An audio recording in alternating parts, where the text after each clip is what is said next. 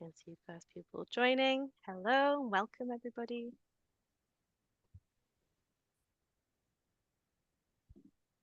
We will be getting started in just a few moments. We're just giving people a few seconds to log in. Feel free to say hello in the chat.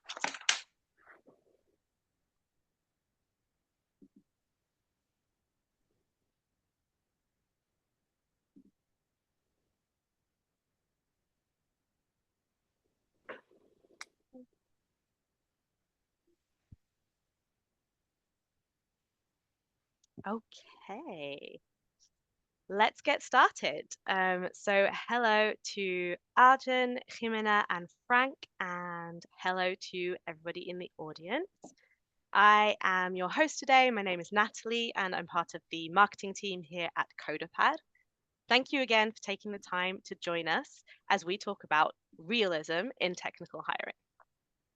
So before we dive in, I wanted to quickly share some practical information. So first things first, I'd like to introduce my colleague Adelaide. As you can see her behind the scenes here. She is working behind the scenes, like I say, just making sure that everything is running smoothly. If you do need help with anything at all, you can reach out to her in the chat. Secondly, I'd like to remind you that this webinar is being recorded and that you will receive the recording in the next few days. Finally, there will be time for a Q&A session towards the end of the webinar. So if you have any questions for our panelists, please submit them in the Q&A tab. You can do so at any time throughout the webinar, and we will do our best to answer them all. So after this quick introduction, we'll meet our expert panelists. We'll then get stuck into a roundtable style discussion before moving on to a live Q&A session. Now that's more than enough from me. So without further ado, let me introduce you to our pros. I am joined today by Arjun Gillard. I hope that's how you pronounce it. Gillard, Ximena Benitez Cruz, and Frank Hoban. So panel, do you think you could tell us a little bit about yourselves? Let's start with Arjun, then Ximena, and then Frank. Yeah, sure. So my name is Arjun Gillard. The majority of people other than my family call me Arj. I am a founder and technical recruiter. So I founded my agency about 18 weeks ago after spending 14 years in recruitment. Predominantly the last 7 years in technical recruitment. So I help startups all the way through to large multinationals, hire software engineers, DevOps engineers, QAs, testers, etc., across the UK, EU, and US. Thank you. Great.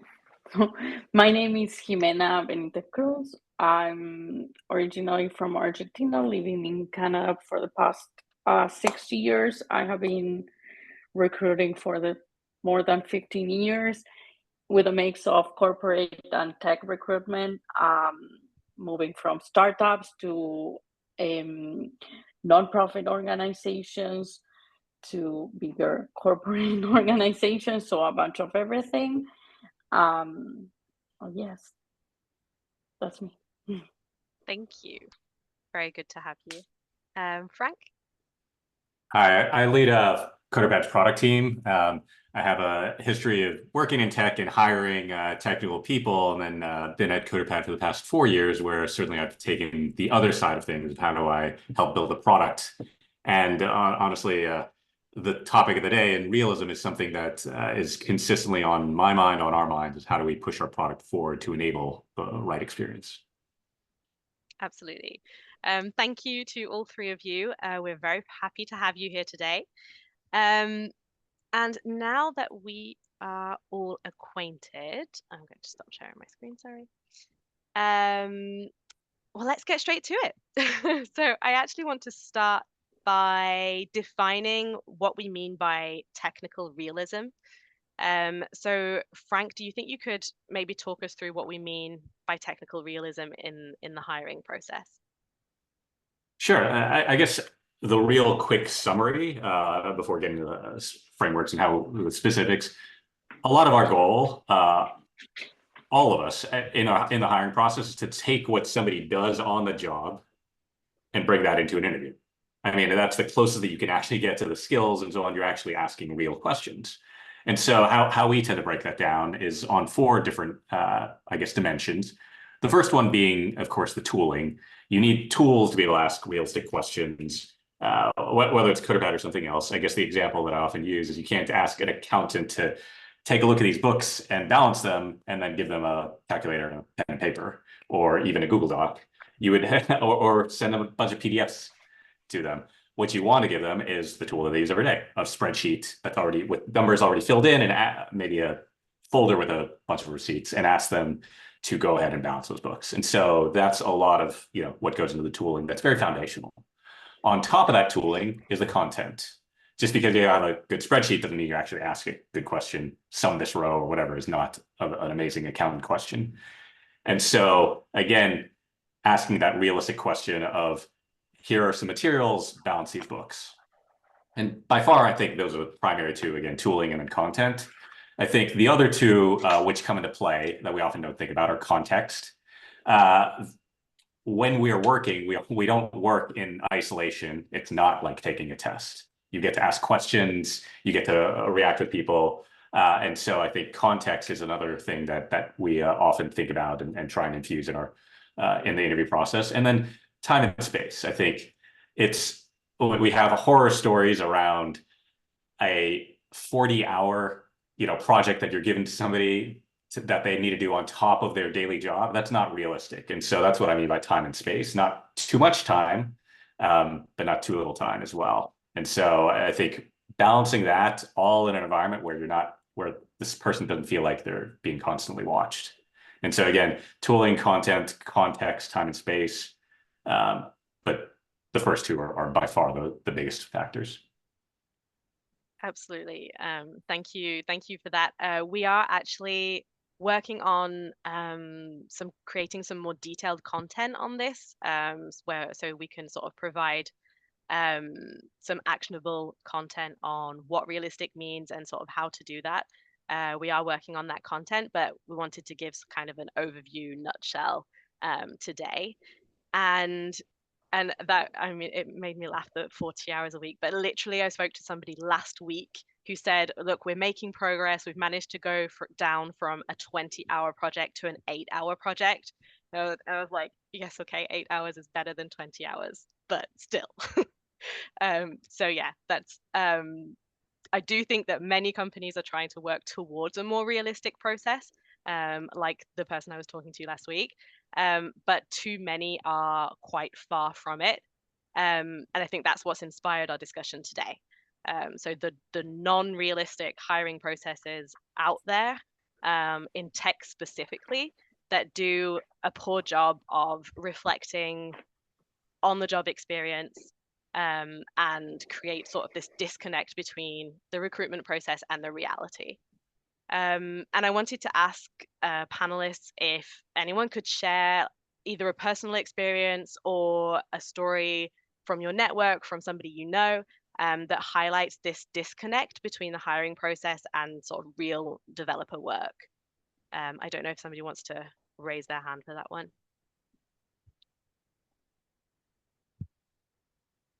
Yeah, sure. I'll go. So yeah, I've had it probably about a year ago. When I was recruiting in .NET, I was speaking to at least 4 engineers in 1 week who had interviewed with one specific company that I didn't actually work with, and I asked them what their interview process was like and how they found it, and they hadn't even spoken to any person in this company, and they got sent a take-home technical assessment to complete. That was a leak code style interview, and yeah, it took them. It was timed as well, and sort of timed for 90 minutes. And yeah, you only got a pass or fail at the end, and if you ran out of time, it was an automatic fail. And they Right. said that the feedback, they didn't actually get feedback for it.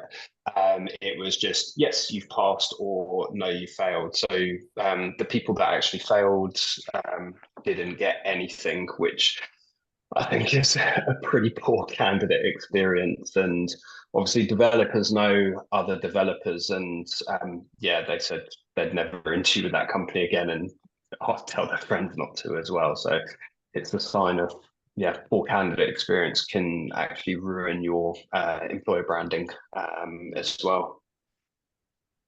Absolutely. Thank you. Ximena, did you have a story you wanted to share, or shall I? I actually have a couple of comments, but if there was something you wanted to share. No, read the comments. Okay. So I actually asked some of the developers here at CoderPad, and Maxime, who is now our director of engineering, he was talking to me about one of his first interviewing experiences, and he said that he kind of went into the interview sort of prepared to code. He just kind of naively thought that he would be coding as if on the job, and that would be part of the process. And he was surprised to see that there were actually no programming questions. So he gave me examples of the questions he was asked, and it was like, what's your favorite software? What feature would you like to add to it? And he said he was just completely unprepared for that kind of question. Um, and he also said, like you were saying, Arjun, is like he had like no feedback at all after that, which was also a very poor experience. And then I also have some feedback from Russell. I'm actually going to share my screen for this one because he says it so much better than I could. So Russell is web developer here at CoderPad. And he said that he did an interview for a company who wanted him to do a leak code type of test. So he gave an example.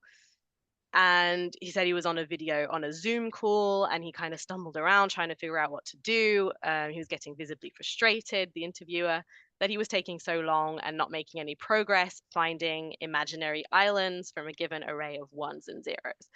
So he said it must have been like an hour and a half later that he eventually gave up. And Russell said, and I quote, "Well, I suck at finding islands, but I can show you how I build WordPress sites, which is what I do in my day job." And he says that his sense of humor was about as good as Russell was at depth-first search algorithm exercises. So that did not turn out very well. But yeah, it's absolutely highlighting that, like, don't ask me to do something that just doesn't reflect what I do on the day-to-day. And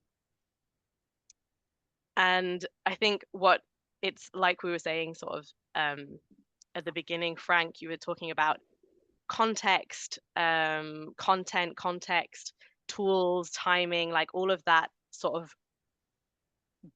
helps you to build a realistic interview hiring experience. But I know that today we're joined by a lot of TA professionals who are not necessarily the ones who are actually in the technical interviews, for example. So I wanted to ask the panel if you had any advice for TA specifically on how to contribute to creating a more realistic tech interview environment or hiring environment in general.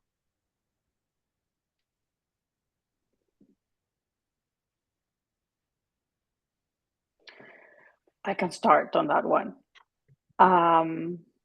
So I think Frank mentioned this in the beginning, realistic timeline. So we cannot expect to send something to a candidate and expect them to answer us in 24 hours. Everyone has lives.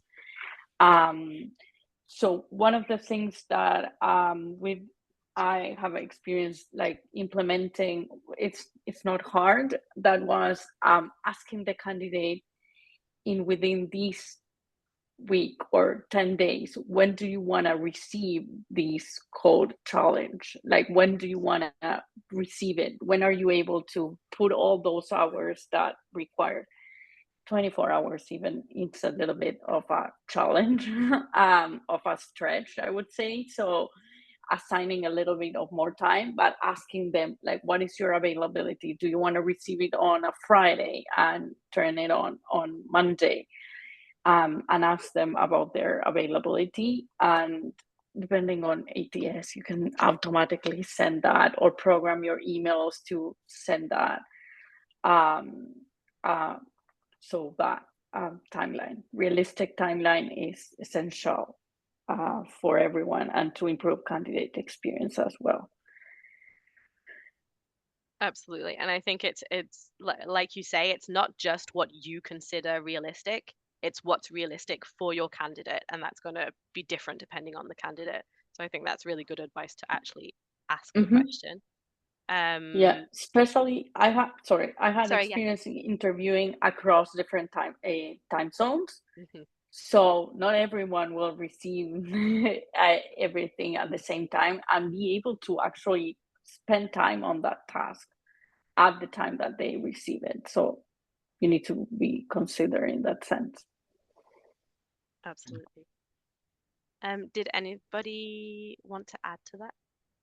Yeah, I think specifically for TA, and it's something that I do when I work with TA partners and also hiring managers as a collective, is set realistic expectations across the board. So it's like meeting the hiring manager. What do they actually want this developer to come in to do? Why do they want this person in? What are they going to be doing on a day-to-day basis? And then designing the interview process around that, creating scorecards for it to enable as unbiased an interview process as possible, and constantly iterate as well. 360 feedback is so vital for this. And I'm constantly asking developers who are interviewing for me, it's like, okay, what do you think about the process? Is it realistic to what you're actually going to be doing on a day-to-day basis? And if it isn't, or if they suggest improvements, I feed that back to my clients as well. Now, don't get me wrong, not everyone takes on board the advice. I wish they did, but lots of the companies I work with are very open to feedback. So yeah, it's actually improved the process by doing this. Yeah, absolutely. I think a lot of the position that we might find ourselves in with TA on the TA side is like, we're not technical, and so there's like a little bit of this mystery of what goes on in an interview. But as Arjun said, it's about providing that kind of structure in the coaching and running that same process that you would hold a sales person or hiring a sales role to in technical terms. And so it's the structured scorecard and so on, and asking those hard questions. Why are you asking this technical question? How does it relate to the role? And if they can't have a clear answer, then that's probably, warning flag.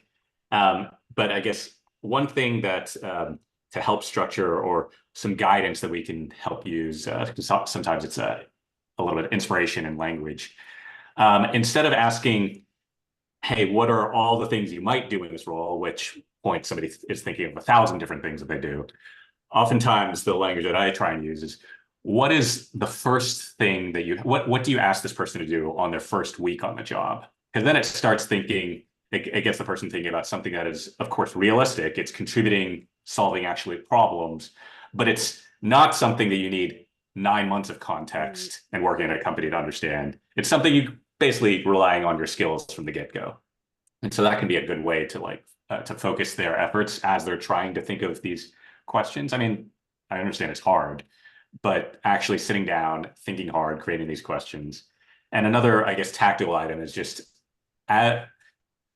hopefully you know a little bit in advance that these roles are coming up. And so some advice that we also give is, as you go through your daily lives, jot down the little things that you're noticing. Oh, here's a little problem. Oh, that would be interesting to ask in an interview.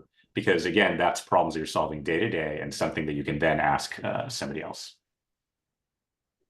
Absolutely. And I think so. We've talked about sort of how TA can enable the hiring process, provide structure and coaching, and really sort of work in partnership with hiring managers and with the tech team. I also wanted to talk about how technology can be leveraged to improve the hiring process, to improve candidate engagement? So for TA, obviously, again, how can TA leverage technology to work towards a better hiring process and a more realistic hiring process? Ximena, can we come back to you? Yes, I think there are lots of useful tools that have been developed over time. One that the scheduling tools, I will mention, those are great.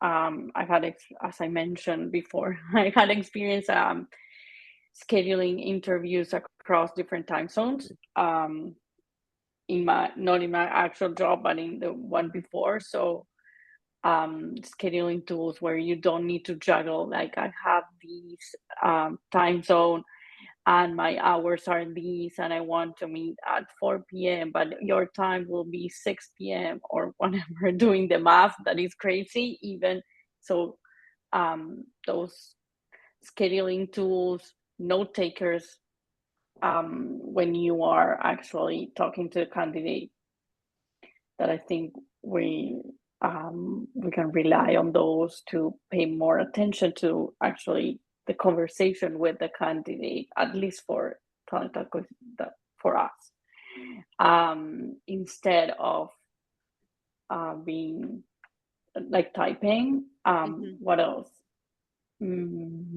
Feedback, collecting feedback. Arjun, was there any? Thank you. Sorry, Arjun, did you want to add to that? Yeah, for sure. As Tim said, AI note takers has definitely been a game changer I was going to say, I for think we were me. all unanimous on AI note takers. Like, if you're not Yeah. using one today, go and try it. Yeah, I've tried probably about 3 or 4 over the last month or so. I found one that's actually free, so it's helpful. Which is your Helpful favorite? for me.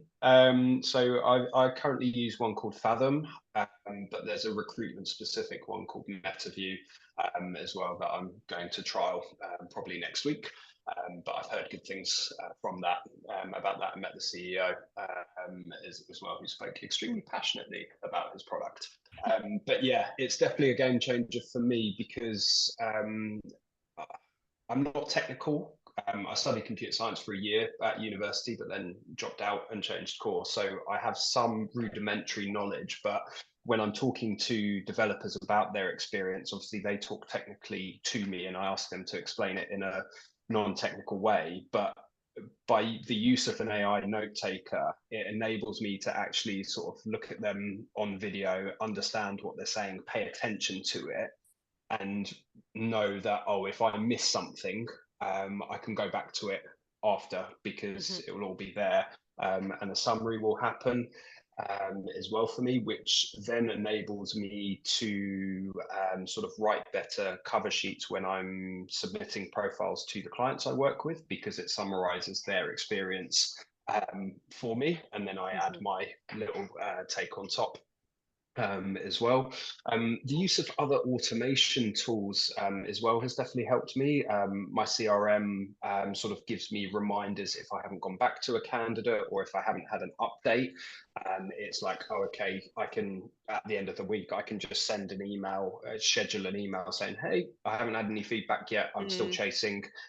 Rest assured, I'll get to it. And it's the same for the clients I work with. If I haven't had any feedback, like I obviously pick up the phone to them and call them. But if I don't get anything, I can sort of send automated emails like, hey, what are your thoughts? It's automatically reattached the profile as well, which is really cool. And I know some TA partners use sort of automation through their ATSs for like collecting feedback as well, which is invaluable to them because then the candidates will fill out the candidate experience things and they then get all the answers and can collate it as well to then improve their candidate interview process. Absolutely, thank you. Frank, did you want to add something or? I don't think I have any new ideas here. I think plus 1,000 or 1 million to the AI note taker. I mean, honestly, it's one of the reasons we've built a transcription feature into our product to enable this within the technical interview.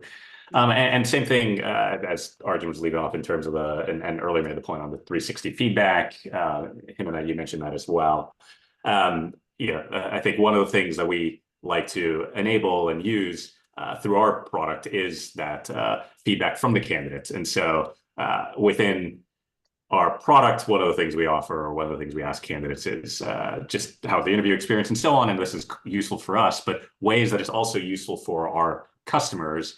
We ask candidates quite directly, how relevant was the technical content? And I think this is where we get some of the interesting quotes around, well, yeah, that question was not at all related to what I believe the role is. And so I think being able to collect that and then, of course, provide that back to our customers is in this automated fashion is again, using technology to enable a lot of this. Absolutely. And I know that Frank, you've been working on sort of going through some of that feedback. Obviously, it's useful for our customers in their hiring process, but it's also useful for us and sort of how we can improve our product, improve our content.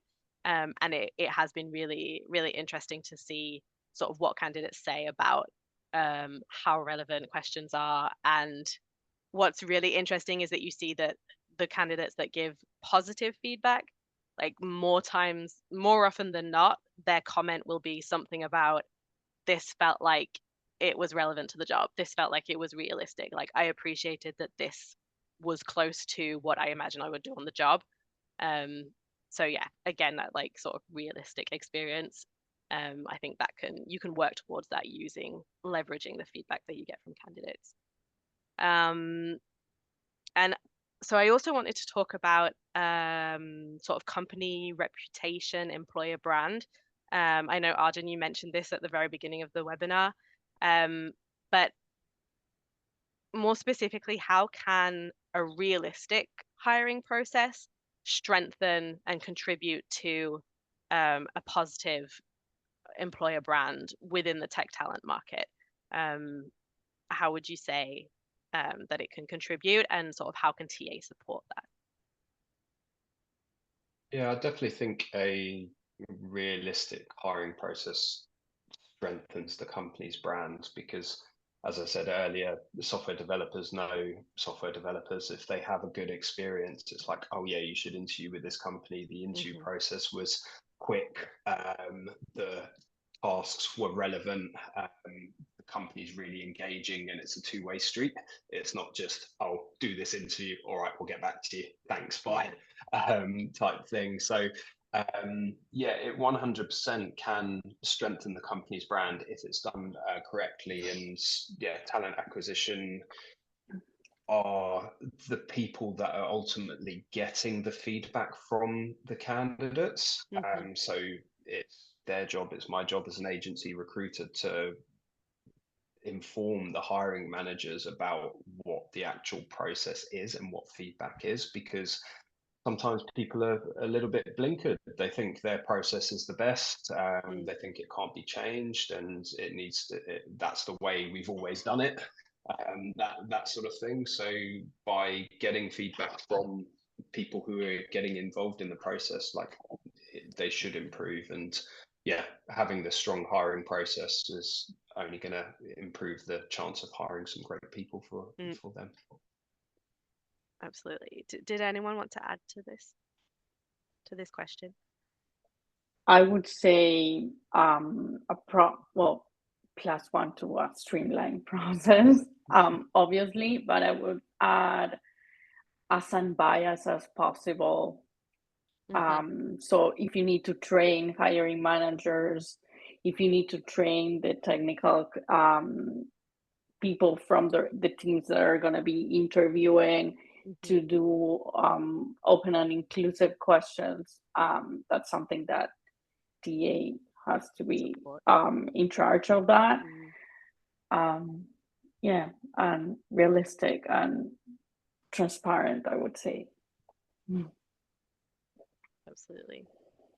I think through this process, it's a good reminder that the best candidates are interviewing the company as well. And interviewing is very much this two-way street. When somebody's given a not thoughtful question that's not relevant, it doesn't leave a great experience in there, leave them with a great candidate experience. And it actually is more stressful for them because they're having to study extra or pull up textbooks from university versus just, I could just show up and do the things that I do daily. And, if we go back to the Russell comment, he's not pulling up some CS textbooks, he's just showing what I do every day. And I can definitely do that. And so really remembering that's all contributing to the process and into this company's reputation. I myself remember interviewing in the past when I was joining a travel company. And what a great opportunity to show off. This is what it's like to work here. Here's some interesting problems to work on. Get the candidate excited, and that is showing realism. And I think it's we often look at it in terms of here's what's good for the company, but it's also good for the candidate. Yeah, absolutely. And I think there's such a negative, like Russell. I think obviously I know Russell personally, so I know he's more one to shrug it off. But I feel like the experience that he had, it could very much make the candidate feel. It just it gets your self-esteem. It makes you feel like you're failing. It's not setting you up for success. It makes you feel like you're not good at your job when actually that's not what your job is, and you're just not good at that interview. That's not necessarily relevant. And it's just not going to give a good read on your skills. But as a candidate, it can very much make you feel sort of frustrated and yeah, sort of disheartened. And I think that's definitely not a good feeling to walk away with, and you're not going to remember the company in a positive light. And I would just add, this is kind of a side note, but we have been talking about candidate cheating quite a lot. It's kind of a subject that's come up in quite a few conversations internally and with our customers, and sort of worry about cheating and AI and those kinds of things. So we've been talking about cheating, and I think also having a realistic hiring process, a realistic interview process, is also going to contribute to building an environment where candidates aren't going to want to cheat. I've done some research about this and sort of been on some Reddit threads and some forums and stuff, and like developers are sharing experiences where they say that, yeah, I cheated on this, but because they were asking me questions that had nothing to do, like that were just not going to give them a good read of my skills. So I was like, okay, I'll cheat my way through the interview process. And then once I'm on the job, and he's like, one of the developers that was sort of commenting was like, yeah, was that a bad thing to do? Well, I don't know. Now I'm in the job and I'm a high performer. So it just sort of goes to show that, yeah, if they feel like it's a waste of time or it's not relevant, they're also more likely to want to sort of try and find ways to get through it. So yeah, that's kind of a side note. I digress, but sorry. If you want a Reddit thread, go on recruiting hell. It's not all tech recruitment focused, but I've been fully immersed in Reddit rabbit holes before, and yeah, that is one that's highly entertaining. Reddit well, rabbit holes. Yeah, it's good fun. I know, but we laugh, but it's literally candidates talking about their experience in a way that's generally completely anonymous. Like there's no holding back, and it gives you kind of a good idea of what's going on out there and how people are viewing it, like hiring processes. And it's also entertaining. Sorry, also Ximena? what not to do in a process. Absolutely. Yeah, those Reddit stories are, sorry, Natalie, are funny because they're we can have true, a whole but webinar on Reddit. but yeah, to Ximena's point, hopefully we all have a self-awareness to read it and then ask ourselves like, wait, do we do this? Yeah, sure. Absolutely. So we've spoken quite a lot about candidate feedback. I had another question that I wanted to ask on feedback mechanisms and what we can put in place to improve the process and reduce the chances of candidate ghosting. I do feel like we've spoken to this a little bit already, but did anybody want to add anything? If not, I will go to Q&A. But I'm going to pause there in case anybody did want to add anything on that. Oh, So if we're asking what can we do to avoid candidate ghosting, I would say be like regular updates or have an open communication with candidates.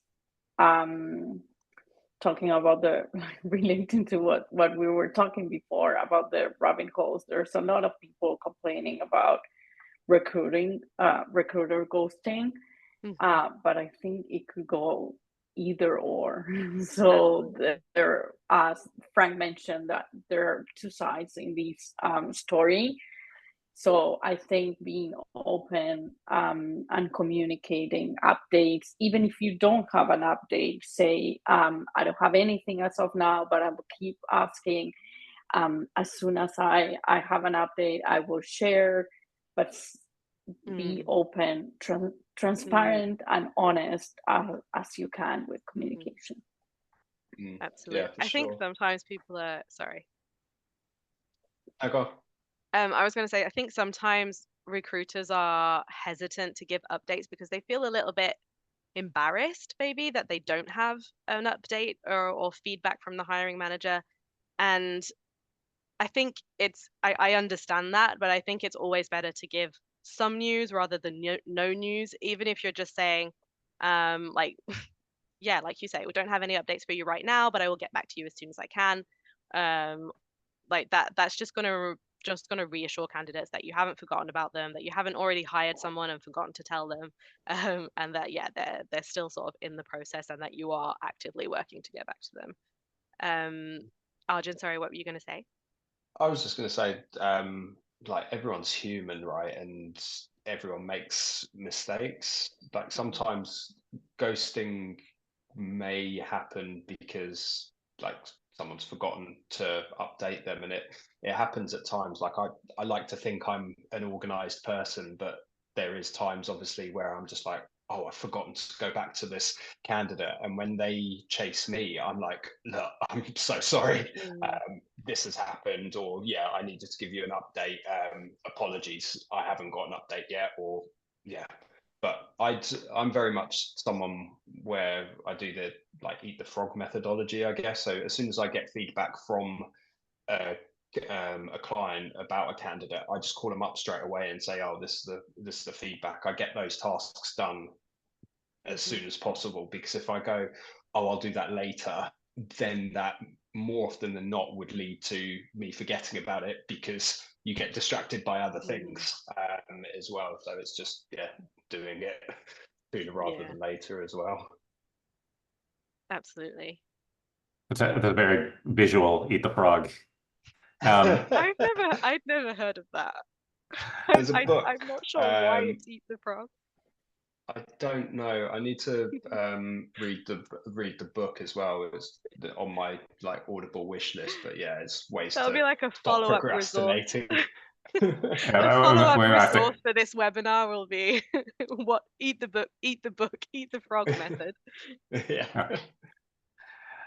I think what a lot of this reminds me of is what Ximena covered much earlier in the call about setting expectations. You know, we talked about timeline and so on, and just understanding not just when we'll get back to you, but also even here's what the process looks like. I think it's much easier, if I may try this out, to eat the frog if you know what the frog looks like. I don't know. But I guess the point being that, again, to know, oh, upfront, this is what I have to do. And I think that makes it a lot more palatable. But also keeping in mind, of course, we mentioned earlier, I would absolutely imagine if you have a 40-hour take-home project that you'll have huge attrition in your funnel, or what we're talking about candidate ghosting. And so how are we realistic in what the process should look like, and not being too burdensome and so on? And it's not one size fits all, right? If you're hiring for very bespoke senior candidates, then you're more likely to need a more streamlined funnel. If you're hiring for more junior candidates at volume, then the funnel should look different. And so just being thoughtful in that way. Absolutely. I do have a couple of questions that have come in from the audience. I actually have there were two people that emailed me to say that they couldn't come to the webinar today, but they had questions and that they will watch the replay. So thank you to those people when you watch the replay. Thank you for sending in those questions.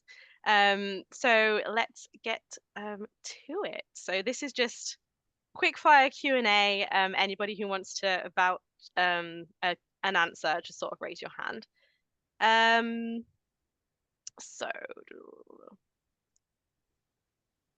So we've got a question on feedback. I know we've spoken about this quite a bit, but the question is, do you think it's insensitive to ask a candidate that you've rejected for feedback on the process?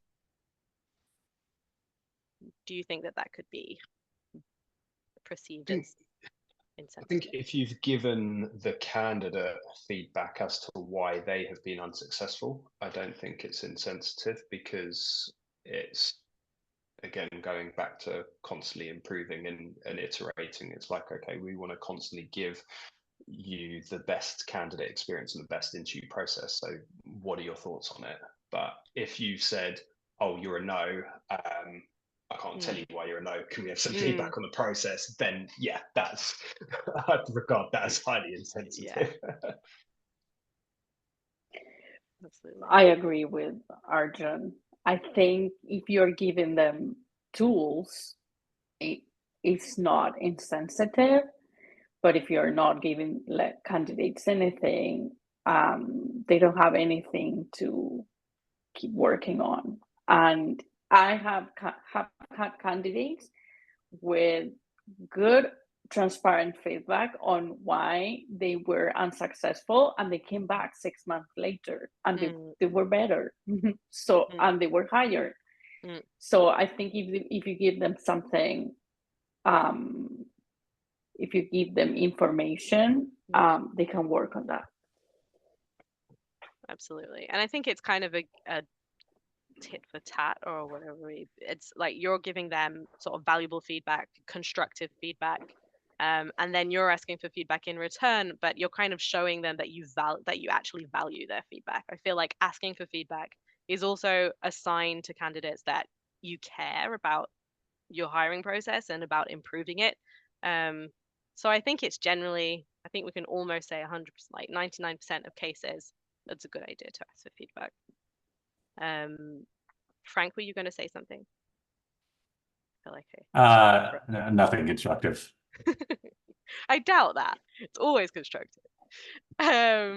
Another question. So somebody says, we use take homes and our tech team is pretty adamant that they want to continue doing so. How long would you recommend a take home be? That's a good question.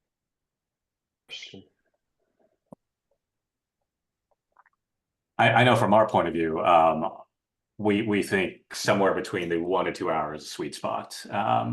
1 hour, probably enough to get into it, where it's something more of a complex problem. I think you can get down to something that's 30 minutes, realistically. More than 2 hours, you're really demanding a lot of somebody's time. And even at 2 hours, like that's a decent chunk of time in a day, but at least it's approachable, it's a movie and so on. But more than that, I'd absolutely say like there sure better be a great reason. And there are extenuating circumstances and other reasons why it would be longer. I guess to go back to what we were talking about earlier, and as the time goes up, you really, to provide a great candidate experience, should make sure that it almost certainly leads to a human conversation with feedback on how it went. And so I think it oftentimes, I think it was Arjun who mentioned earlier, it's like sending something into the suggestion box that sits on a shelf somewhere. I'm like, I don't know what happened to this. And I just got a no, or I got a yes. And even the yes feels very unfulfilling. I put in 2 hours into this and I just got a yes. Like, did you even look at this? Yeah. I think the best interview processes that have a take-home test are 1 hour to 2 hours of time on it. But then the next stage interview process is a video interview or a face-to-face interview, sort of meeting with the team, going through the coding assessment, and okay, if you had more time, what would you do to improve it? If this was being pushed to production, like how would you make this production ready? And you'd sort of talk through it and have a conversation about it as well, because then the developer who's taken the time to write the code is going, oh, okay, yeah, they've actually looked at it, they've understood it, they're giving me feedback live on a call as well. So yeah, anything more than 2 hours, I think, is overkill, because people have lives. Ultimately, people have families. They're likely full-time employed as well, so they've already done a hard day's worth of work and coding. But I do know some companies that do ask for sort of quite in-depth take-home tests that are 5, 10 hours, 15 hours, but they pay for it. So if a developer's actually taking the time to do it, they get paid for their time. Now, I think that's a really good idea, but I don't think everyone will do that because of the cost implications. And I think that the length of your take home, I think it's not only you're not only providing a better candidate experience, you're also saving your team time, your hiring manager time. I mean, I was talking again, I'm not going to name the person, but again, the person I was talking to who was saying that they had it was a very in-depth take home project that they sent out, that they got down from 20 hours to 8 hours. And when we were talking about sort of what that actually represented for the tech team, who then spends time going through a 8-hour project to sort of get a result and make a decision and provide feedback. That's an enormous amount of developer time, which is an enormous amount of money. And yeah, I think there are only advantages to making it into a much more realistic time frame. Ximena, sorry, were you going to say something? No, +1 to short take home assignments. 15 hours is a lot. I agree, paying if you are spending more than 2 hours. But I agree on that. I don't think most of the companies will do that.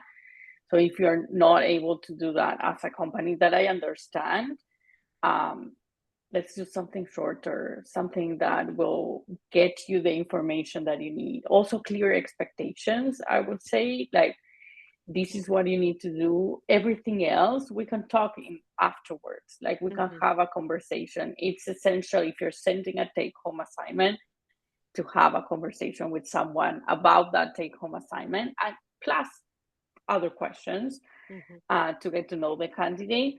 But real expectations on what it's needed in that assignment. And what you're trying to evaluate. I think as much information and transparency that you can give on what you're looking to assess. I feel like I agree. Yeah, on this topic of take homes and length, and a part of ours, interviewing.io, published a really awesome article about a week ago or so, titled something, why engineers don't like take homes. And they actually had some numbers there where they polled a bunch of developers, and so got actual data versus some opinions. And I think the numbers were mentioned, around 80% of devs say it should be shorter than 4 hours. But really the large majority, the numbers actually show it should be less than 2 hours. And so then again, that is a little bit of what we've been talking about.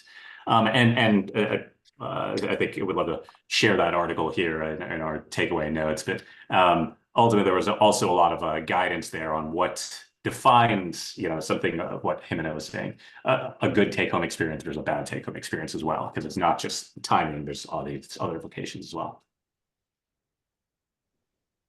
Oh, I'm just sharing that in the chat, that article.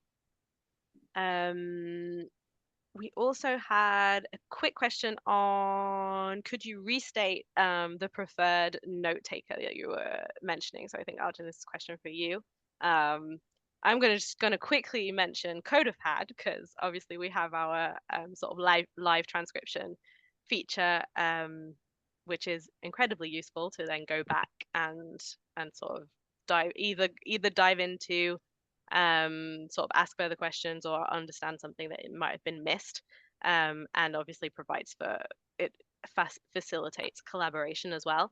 Arjun, I know you talked about, what was it, Fathom? Fathom. So I use Fathom currently, just purely because it's free. It integrates with Zoom, Microsoft Teams, Google Meets as well. But I know a fair few talent acquisition professionals who use MetaView, which is recruitment specific AI note taker. It's on my to-do list to get the free trial for it. So I can't comment myself if it's any good, but yeah, people in my network have said it is. So feel free to check it out.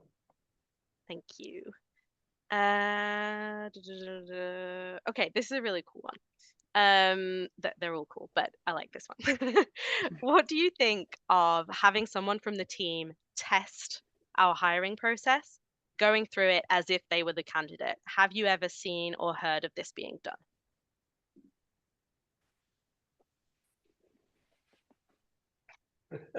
I would say yes.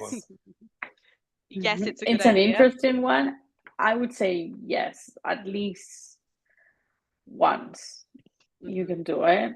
Even I agree, we have been talking about updating the process, taking a look if the questions are relevant, if everything that we are going to be asking is relevant on the screening, on the more technical part of the interviews. I would say you always need to test your process. Yes, so I would say that it's a good idea. I think it's not something that you can do regularly. I don't think it's something that you can do all the time. But if you have just put a lot of effort into rethinking your hiring process, for example, and you want to sort of test it and get some feedback, then yeah, I think it could absolutely be a good idea. I think it could sort of highlight some of any potential disconnect between what somebody in the tech team is doing day to day and what you're asking candidates to do. And again, I mean, we talked about even like time. You might have an idea, or your hiring manager might have an idea of like how long this exercise or test or take home should take. And then if somebody in the team is trying to do that and taking double the time, but then yeah, that's a problem, and that's going to give you something concrete to go and then say, actually, no, we need to change this.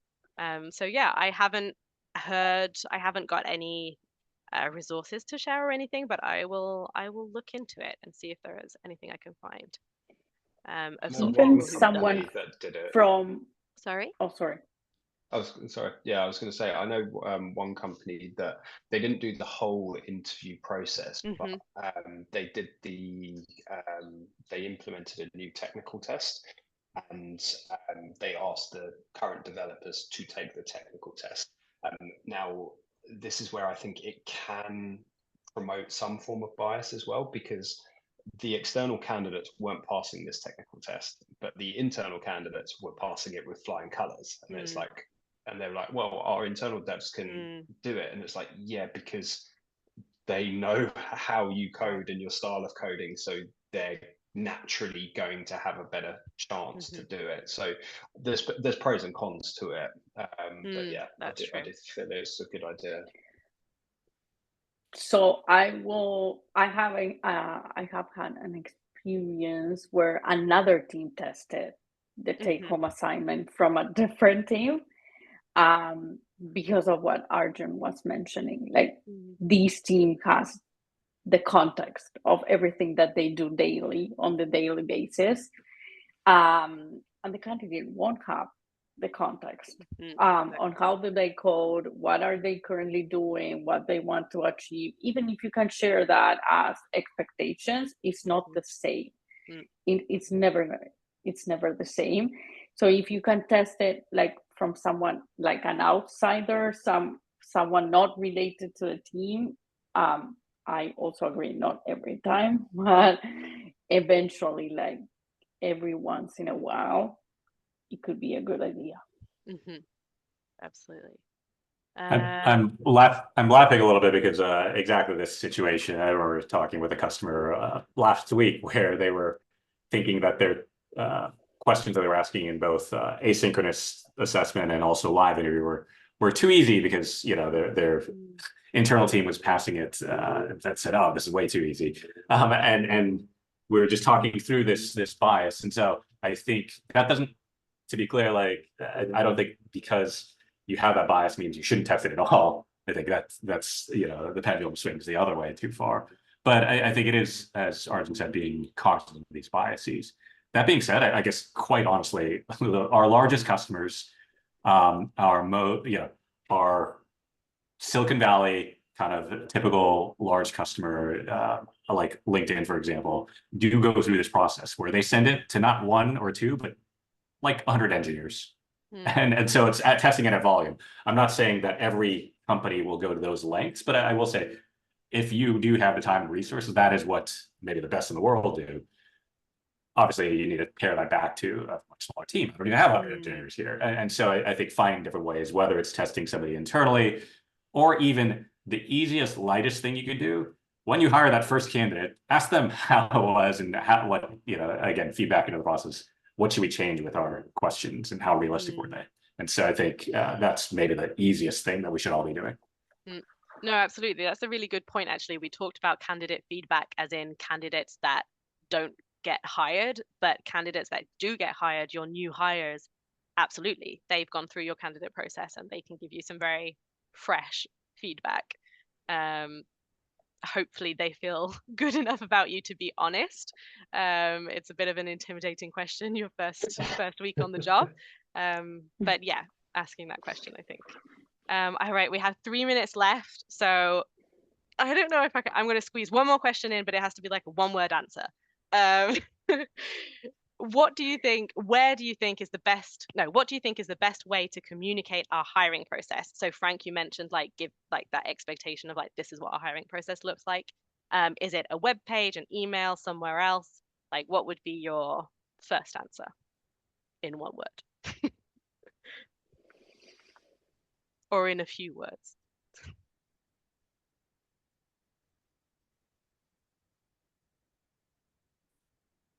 I think I would say all of the above.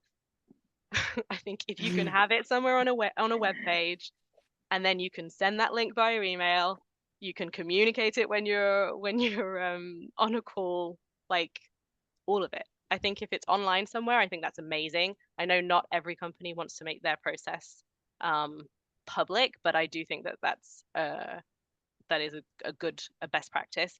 There are some companies who do this really, really well, and they sort of have each step of the process and who you're going to meet, how long it's going to take, what they're trying to assess.